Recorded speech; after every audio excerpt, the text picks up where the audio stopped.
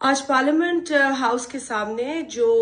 P D M میں شامل جماعت پاکستان مسلم لیگ نواز کے لیڈرز کے ساتھ پی ٹی آئی کے کارکنان کا رویہ تھا، اس کی سخت الفاظ میں مذمت کرتے ہیں۔ بہت افسوسناک مناظر دیکھے گئے وہاں پر جب پی ایم ایل این ایک پریس کانفرنس کر رہی تھی، اس وقت جب ایک غیر آئینی اور غیر قانونی اجلاس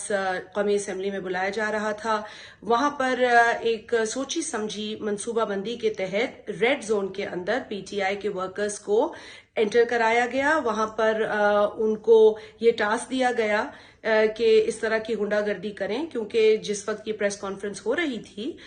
اس وقت ان کی غنڈہ گردی نظر آئی اور پھر وہ بڑھتی چلی گئی۔ اس میں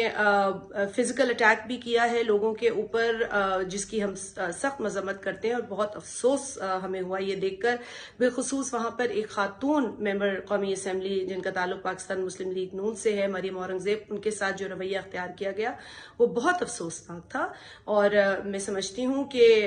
پی ٹی آئی اس طرح کی غنڈہ گردی کر کے صرف خود کو فیشسٹ جماعت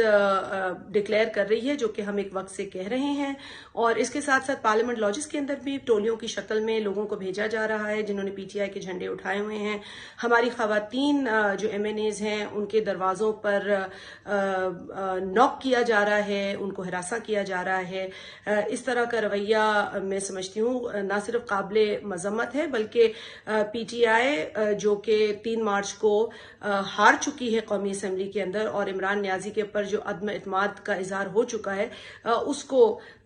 وہ برداشت نہیں کر پا رہے ہیں، اور اس کا نتیجہ یہ ہے کہ آج اسلام آباد کے اندر ہم دیکھ رہے ہیں کہ یہ بدمعاشی پر اتر آئے ہیں۔